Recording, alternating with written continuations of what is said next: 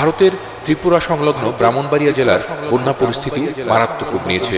বাঁধ ব্রিজ ভেঙে বন্ধ হয়ে গেছে আখাউড়া আগরতলা মহাসড়ক, তার উপর দিয়ে চলছে তীব্র স্রোত। আখাউড়া স্থলবন্দরের কোথাও হাঁটু, কোথাও কোমর সমান পানি। বন্ধ করে দেয়া হয়েছে সব ধরনের আমদানি রপ্তানি ও যাত্রী পারাপার। ওদিকে ত্রিপুরার রাজধানী আগরতলার উঁচু বিমানবন্দরও ডুবে গেছে বন্যায়। গেল 3 দিন রেকর্ড বৃষ্টি হয়েছে সেখানে। বন্যার এমন নাজুক পরিস্থিতি 3 দশকেও সেখানে হয়নি বলে জানিয়েছেন মুখ্যমন্ত্রী মানিক সরকার।